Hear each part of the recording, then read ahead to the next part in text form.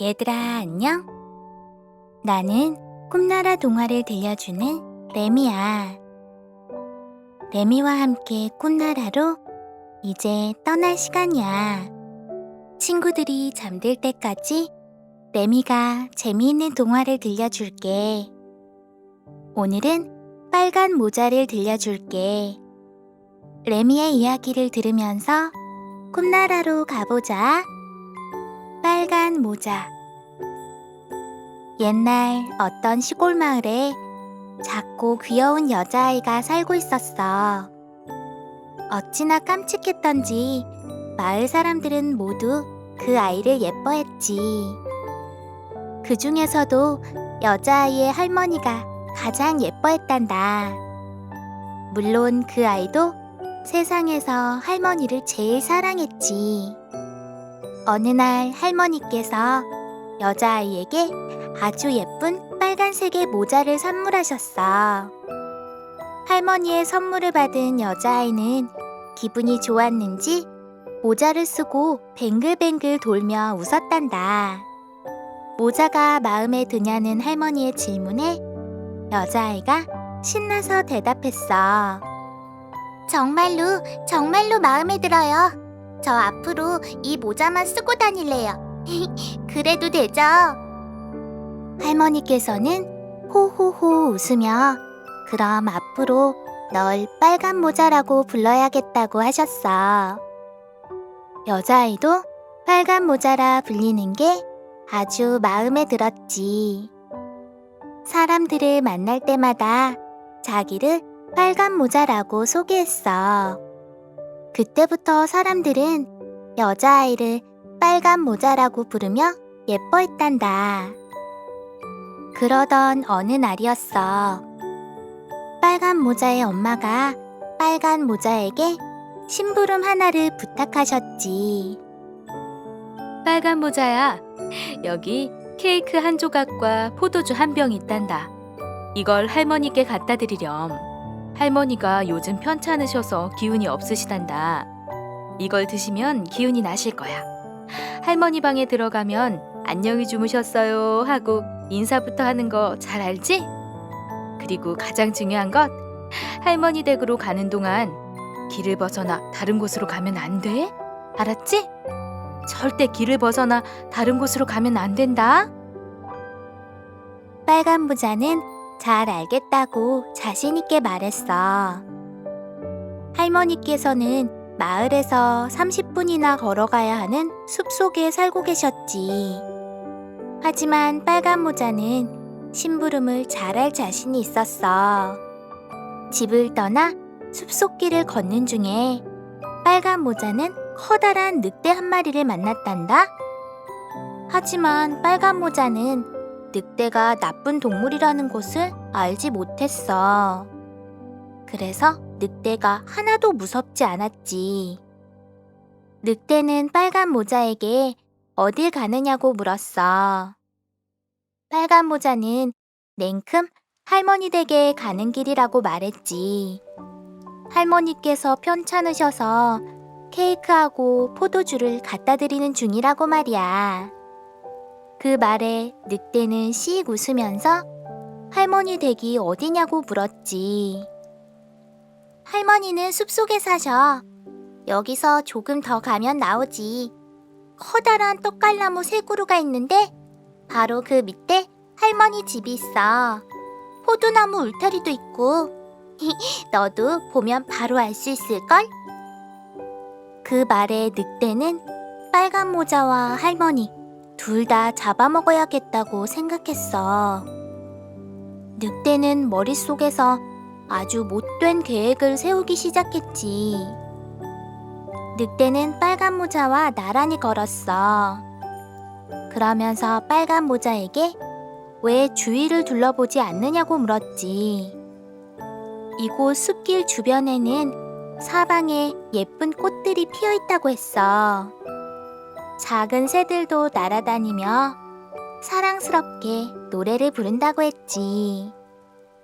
지금이라도 주변을 둘러보라고 했어. 숲속에 재미있는 게 참 많다고 하면서 말이야.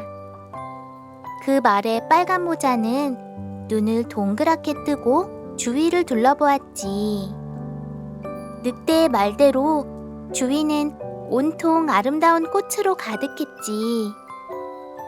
햇살이 나무들 사이로 반짝반짝 빛나고 새들이 날아다니며 노래를 부르고 있었어. 예쁜 꽃들을 보자 빨간 모자는 꽃다발을 만들고 싶어졌어. 아름다운 꽃다발을 만들어 할머니께 갖다 드리면 더 기운이 나실 거라 생각했지.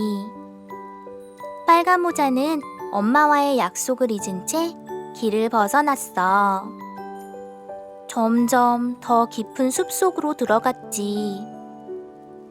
그 사이 늑대는 바로 할머니 댁으로 찾아가 문을 두드렸어.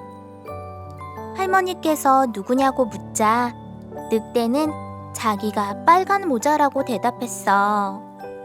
케이크랑 포도주를 가져왔다고 했지. 할머니께서는 기운이 없어 자리에서 일어설 수가 없다고 말씀하셨어. 문을 잠그지 않았으니 집 안으로 들어오라고 하셨지. 그 말에 늑대는 문을 휙 열고 들어가서 바로 할머니의 침대로 갔어. 그리고는 크악 입을 벌려 할머니를 꿀꺽 삼켜버리고 말았단다. 흐흐흐 하고 못된 늑대가 웃었어. 그리고는 할머니가 입던 옷을 자기가 입었지. 늑대는 할머니의 모자를 쓰고 할머니의 침대에 누워 이불을 머리끝까지 푹 당겨 덮었어. 이러고 있으면 분명 할머니로 보일 거라 생각한 늑대는 침대에 누워 빨간 모자를 기다렸단다. 늑대가 할머니를 잡아먹는 동안 빨간 모자는 꽃을 찾아 이리저리 돌아다녔어. 꽃을 한아름 꺾은 뒤에 할머니 댁을 향해 걸었단다. 빨간 모자는 향긋한 꽃향기를 맡으며 분명 할머니도 좋아하실 거라고 생각했어. 그런데 이상했지. 할머니 집 문이 열려있지 뭐야? 깜짝 놀란 빨간 모자는 조심히 할머니 방을 향했어. 가는 동안 계속 이상한 기분이 들었단다. 예전엔 할머니 댁에 오면 항상 기분이 좋았는데 지금은 왠지 오싹한 기운이 느껴졌어. 할머니 침대로 간 빨간 모자는 할머니 안녕히 주무셨어요? 하며 큰 소리로 인사했지. 하지만 할머니는 아무 말씀도 없으셨어. 빨간 모자는 할머니 침대 가까이 다가갔지. 할머니가 참 이상해 보였어. 우와, 할머니, 귀가 참 커요. 그러자 늑대는 그래야 우리 빨간 모자가 하는 말을 잘 들을 수 있다고 말했어. 할머니, 눈도 참 커요. 그러자 늑대는 눈이 커야 우리 빨간 모자를 잘 볼 수 있다고 했어. 할머니, 손이 엄청 커요. 그러자 늑대는 그래야 우리 빨간 모자를 꽉 잡을 수 있다며 빨간 모자를 꽉 잡았어. 그런데 할머니 입이 무지무지 커요. 그러자 늑대는 그래야 우리 빨간 모자를 잡아먹을 수 있다고 말하며 순식간에 침대에서 뛰쳐나왔어. 그리곤 빨간 모자를 꿀꺽 삼키고 말았지. 자신의 계획대로 빨간 모자와 할머니를 잡아먹은 늑대는 기분이 아주 좋아졌어. 게다가 배도 부르니 슬슬 잠이 쏟아지기 시작했지. 안심한 늑대는 다시 할머니 침대 위에 누워 쿨쿨 잠을 자기 시작했어. 얼마 되지 않아 드르렁 드르렁 코까지 골면서 깊은 잠에 빠져들었단다. 코 고는 소리가 어찌나 컸던지 할머니 집 밖에서도 선명하게 들렸어. 그때 마침 할머니 집 앞을 지나가던 사냥꾼이 이 소리를 듣고 말았지. 할머니를 잘 알고 지내던 사냥꾼은 고개를 갸우뚱거리며 이상하게 생각했지. 평소 할머니는 이렇게 크게 코를 고는 일이 없었거든. 할머니께 무슨 문제라도 생긴 건가 걱정이 된 사냥꾼은 할머니 댁으로 다가갔어. 이상했지. 할머니 댁 문이 활짝 열려 있었거든. 분명 무슨 일이 있다고 생각한 사냥꾼은 살며시 집 안으로 들어가 할머니 방으로 갔어. 침대에는 할머니가 아니라 할머니 옷을 입은 늑대가 누워 있었지. 드르렁 드르렁 코를 골면서 늑대는 세상 모르게 깊은 잠을 자고 있었어. 사냥꾼은 자는 늑대에게 총을 겨눴어. 그러다 문득 늑대가 할머니를 잡아먹었을지도 모른다는 생각이 들었지. 늦지 않았다면 할머니를 구할 수도 있겠다고 생각한 사냥꾼은 총 대신 가위를 들었어. 그런 다음 쿨쿨 자는 늑대의 배를 싹둑싹둑 가르기 시작했단다. 가위질을 몇 번 하자 빨간 모자가 보였어.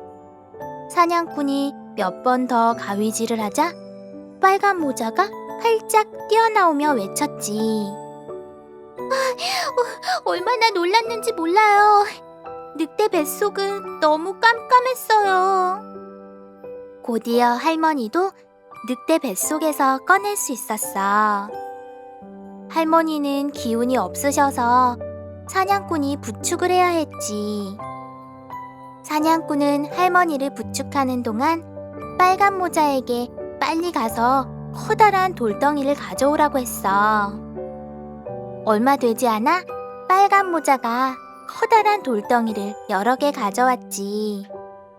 그러자 사냥꾼은 그 돌덩이 전부를 늑대의 뱃속에 넣으라고 했어.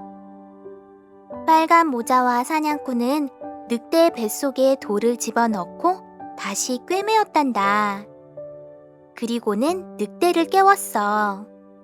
잠에서 깬 늑대는 사냥꾼을 보고 깜짝 놀라 도망가려고 했어. 하지만 돌덩이가 너무 무거워 움직일 수 없었지. 사냥꾼은 늑대를 기절시키고는 수레에 싣고 마을로 떠났어. 할머니께선 빨간 모자가 가져온 케이크와 포도주를 마셨지. 그 덕분에 할머니는 다시 기운을 차릴 수 있었단다. 빨간 모자는 앞으로는 엄마 말을 잘 들어야겠다고 생각했어. 절대로 혼자 길을 벗어나 숲속으로 들어가지 않겠다고 말이야.